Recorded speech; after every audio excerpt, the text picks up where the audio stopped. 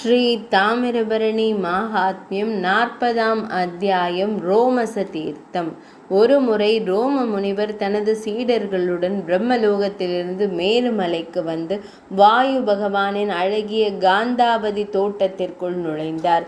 அந்த வசீகரிக்கும் தோட்டத்தில் தங்க வாழை மரங்கள், தாமரை மரங்கள், ரத்தினங்கள் பதித்த மரங்கள், ஏரிகள் மற்றும் குளங்கள் பல இருந்தன. ரோமசா தேன் குளத்தின் கரையில் ஒரு மாமரத்தின் கீழ் அமர்ந்தார். யோகிகள் அவரிடம் வந்து தெய்வீக கதைகளை குறித்து விவாதித்தனர். பின்னர் திடீரென்று மஞ்சள் மற்றும் சிவப்பு இறக்கைகள் கொண்ட ஒரு தங்க நிற பறவை தோன்றியது. வானத்தை அதன் பிரகாசத்தால் பிரகாசிக்க செய்தது. அவர் தனது நண்பர்களை அழைத்தார். விரைவில் அவர்கள் அனைவரும் கூடினர். அவர் எங்கே இருந்தார்? அவரது உடல் ஏன் அழுக்காகவும் பலவீனமாகவும் இருக்கிறது என்று அவர்கள் அவரிடம் கேட்டார்கள். அந்த பறவை ஒரு சுவாரஸ்யமான கதையை கூறியது. தெற்கில் தாமிரபரணி நதி இருக்கிறது. அது அதன் புனித நீரில் நீராடுவோருக்கு மோட்சத்தை அளிக்கிறது. என் விழிகளுக்கு முன்பாக ஒரு அதிசயம் நடப்பதை கண்டேன். ஒரு பயங்கரமான தோற்றமுடைய ராட்சசி பெண் ஒரு பறவையின் இறக்கைகள் படபடப்பிலிருந்து புனித நீரின் ஒரு துளியை தொட்டாள். இதோ ராட்சசி உடனடியாக ஒரு அழகான பெண்ணாக மாறி வானத்தில் ஒரு விமானத்தில் வெளியேறினாள். நாம் அனைவரும் அங்கு செல்வோம். புனித நதியில் நீராடி உச்ச நிலையை அடைய விரும்புகிறேன். மேற்கண்ட உரையாடலை கேட்ட ரோமச முனிவர் பறவையின் அருகில் சென்று, உன் தோற்றத்திலிருந்தும் பேச்சிலிருந்தும் நீ ஒரு மரியாதைக்குரிய முனிவர் என்று நான் முடிவு செய்கிறேன். நீ எப்படி ஒரு பறவையானாய் என்று எனக்கு கூறுவாய். நீ புனித நதியை எங்கே பார்த்தாய்? அந்த ராட்சசி யார் என்பதையும் எனக்கு கூறுவாய். பறவை கூறியது, வைஸ்வானரின் பரம்பரையில் சரத்வான் என்ற பிராமணர் இருந்தார். அவருக்கு 7 மகன்கள் இருந்தனர். அவர்களில் நானும் ஒருவன். நாங்கள் அனைவரும் குருகுலத்தில் கௌதம முனிவரின் ஆசிரமத்தில் இருந்தோம்.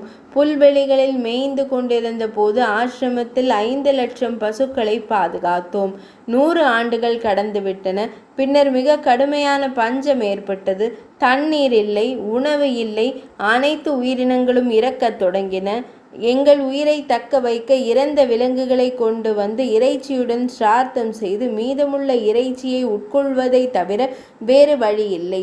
நாங்கள் இருந்ததும் யமன் சித்ரகுப்தர் மற்றும் பிறரிடம் ஆலோசனை கேட்டான்.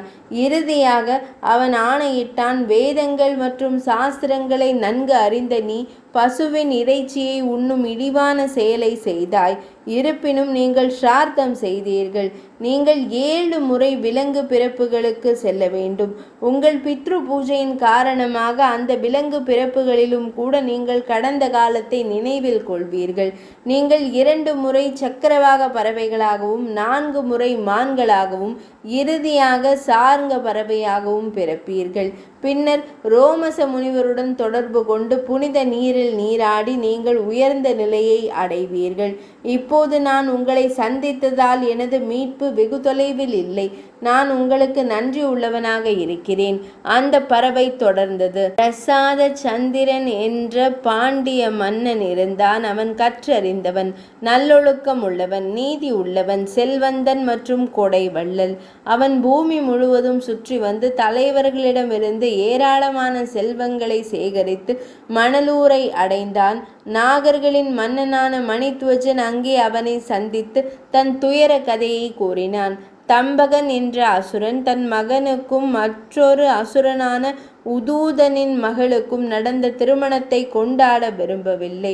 திருமணத்தின் போது அவன் அனைத்து நாகர்களையும் தாக்கி தோற்கடித்தான். பிரசாத சந்திரன் உடனடியாக பாதாள லோகத்திற்கு புறப்பட்டு கங்காமுகி நகரத்தை அடைந்தான்.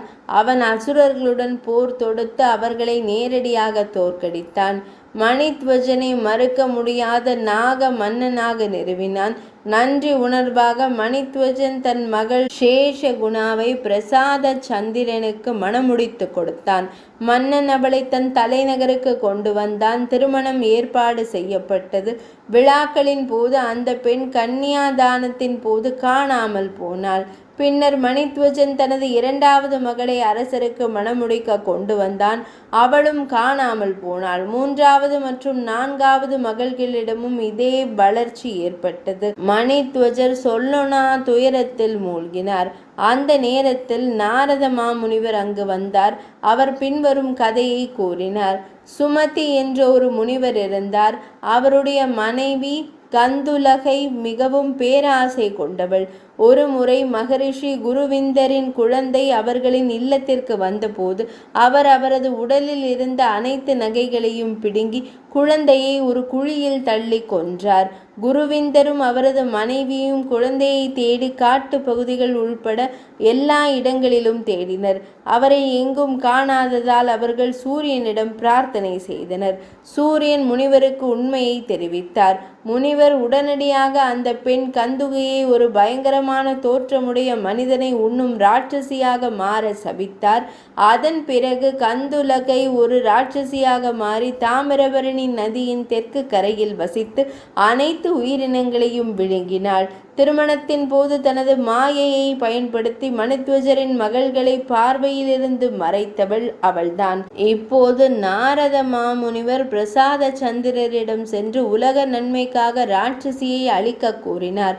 பாண்டிய மன்னர் தாமிரபரணி நதியின் கரைக்கு சென்று ராட்சசியை கொன்றார். ராட்சசி புனித நதியின் நீரில் இறந்து விழுந்து அழுது வடிந்து இரத்தம் கசிய அவளுடைய தலையிலிருந்து ஒரு திரள் ஒளி வெளிப்பட்டது. ஒரு அழகான அந்த ஒளி திரளில் இருந்து பெண் வெளிப்பட்டு விமானத்தில் ஏறி தேவர்களாலும் சித்தர்களாலும் வணங்கப்படும் பிரம்மலோகத்திற்கு சென்றாள். பிரசாத சந்திரன் மணலூருக்கு திரும்பி நாக மன்னன் மணித்வஜரின் அனைத்து மகள்களையும் திருமணம் செய்து கொண்டான். அவர் இப்போது அங்கே ஒரு ராஜ ரிஷியாக புகழாலும் செல்வத்தாலும் பிரகாசிக்கிறார். ரோமச முனிவரே, பாவங்களிலிருந்து எங்களை காப்பாற்றி நல்லொழுக்க பாதையில் வழி நடத்துங்கள். ரோமச முனிவர் மற்றும் பிற முனிவர்கள் பறவைகளுடன் இணைந்து விரைவில் தாமிரபரணி நதியை அடைந்தனர். பறவைகள் புனித நீரில் நீராடி தெய்வீக வடிவங்களை அடைந்தன. ரோமச முனிவர் அனுமதித்தபடி விமானத்தில் ஏறி பிரம்மலோகத்திற்கு சென்றனர். ரோமச முனிவர் தாமிரபரணியின் தெற்கு கரையில் வியாசமா முனிவரின் ஆசிரமத்தின் கிழக்கே சிவலிங்கத்தை நிறுவி வழிபட்டார். அருகிலேயே நாராயணரின் உருவத்தையும் நிறுவி இரு தெய்வங்களுக்கும் தினமும் 3 முறை வழிபட்டார். அவர் 30,000 ஆண்டுகள் கடுமையான தவம் செய்து உச்ச நிலையை அடைந்தார். அவர் இப்போதும் அங்கேயே வசிக்கிறார். அவர் வசிக்கும் தீர்த்தம் ரோமச தீர்த்தம் என்று அறியப்பட்டது. மிருகண்டு முனிவர் இங்கு நீராடி இறைவனை அடைந்தார். 40ஆம் அத்தியாயம் இனிதே நிறைவடைந்தது.